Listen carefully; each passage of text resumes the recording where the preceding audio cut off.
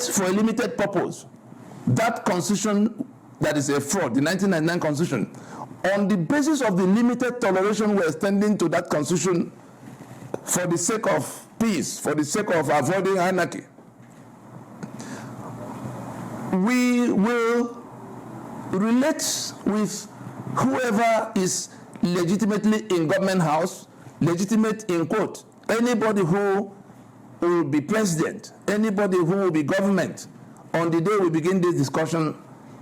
Like we said a million times over before now, Nina's quarrel is not with those in government house. But what we reject, what we will not accept, is where by brigandage somebody will jump into government house and say, I'm non-government. No, that's why we declared on the 12th of June that interregnum declaration by which we told the global community, by which we entered a global caveat against the product of the February 25 election, in which the person that was declared winner was deficient in a mandatory constitutional requirement of 25% of valid votes cast at the Federal Capital Territory.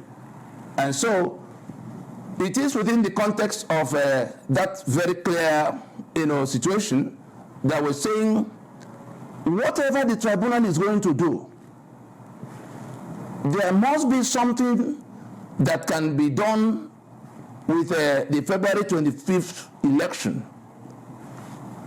If the figures are reviewed according to the contents of the beavers,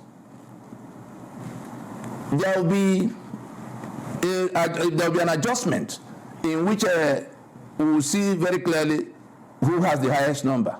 We then look at the question of 25% in 24 states, just trying to settle a quarrel amongst a band of thieves who, so that their quarrel does not become anarchy upon all of us.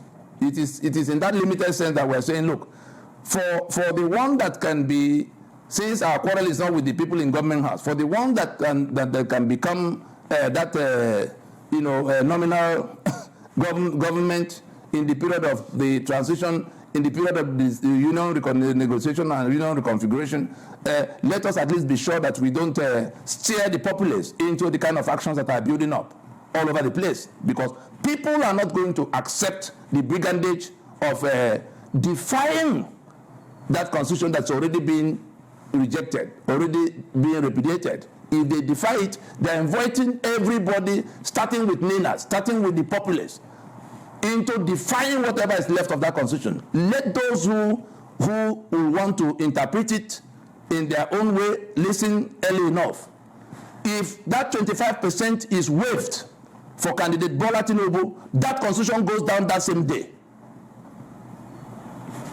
As it's going down, the court that waived it will go down with it. Let nobody make any mistakes. The limited toleration of that constitution for the sake of peace, for the sake of avoiding anarchy, will be lifted, will be suspended, will be dispensed with if that 25% is waived for any candidate. And so we then come down to advising the wrongdoers in their quarrel, because their quarrel may affect this innocent 200 million population. And so we say, let the figures be reconciled. It will become clear who has the highest number of figures. Let the question of 25% in 24 states be reconciled. Then let the question of 25% at the Federal Capital Territory be reconciled. If that happens without further shifting of goalposts, perhaps there might be an outcome that can become basis of saying there's a government in place.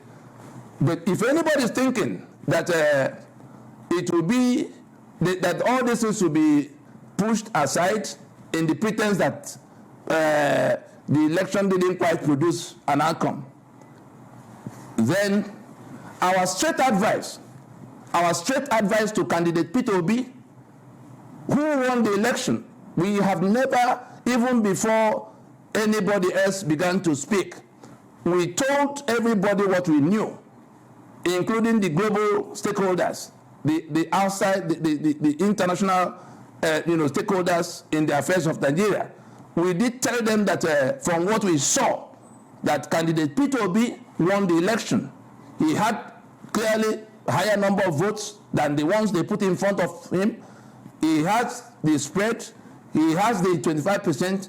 That does not change anything from our rejection of that constitution as basis of union and democracy. We said we will not allow anybody, we will not accept the governance of Nigeria on the basis of that 1999 constitution beyond the round of the electoral cycle, beyond the governance season and cycle that ended with the 2023 election. And so we are in a period of interregnum right now. Buhari and his bandwagon gone. Tinubu and his bandwagon not yet in. He has power. Of course, he can appoint police and army and beat up Mefele and withdraw subsidy and cause more hardship everywhere. That's on the side of power. But the basis of power is authority. The power that Tinubu is exercising today is without authority, because authority is what the election does to